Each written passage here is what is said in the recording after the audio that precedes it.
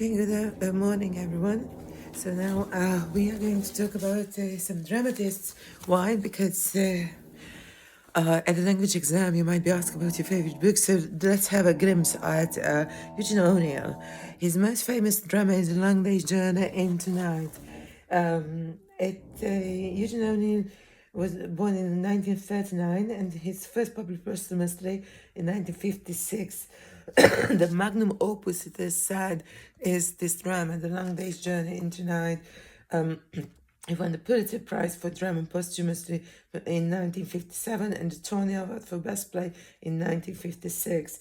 Summary of the drama. The play takes place on a single day in August 1912, setting in Monte Cristo Cottage, the seaside home of Terence in Connecticut.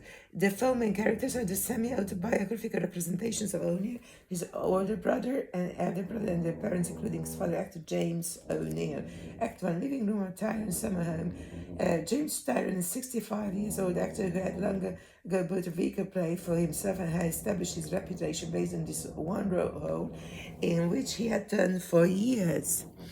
Although that vehicle has served him well financially, he is now resentful that his having become so identified with this character has limited his scope and opportunities as a classical actor.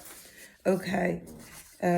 His wife Mary recently returned from treatment for morphine addiction. So his wife is addicted to morphine and has put on some much needed weight as a result. In addition to Mary's problems, the family is burdened by Edmund's coughing. They fear that he might have consumption tuberculosis.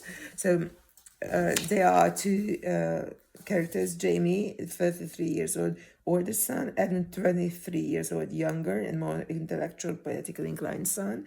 And there's Kathleen, the second girl. She's summer maid. She's a buxom Irish peasant in her early 20s with red cheeks, black hair, and blue eyes.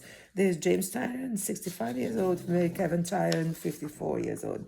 In Act 2, the same around 12:45 p.m., about half an hour later, Jamie and Edmund turn to each other about stealing their father's alcohol and watering it down, so you won't notice.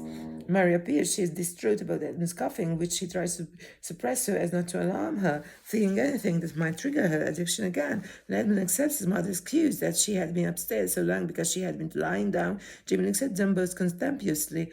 Mary notices and starts becoming defensive and belligerent, berating Jamie for his cynicism and disrespect for his parents.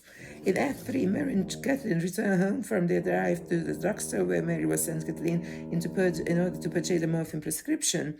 She talks about her past in a Catholic convent, the promise she had as a pianist, and plans for becoming a nun. Okay, the history of the play. When he finished revising the manuscript,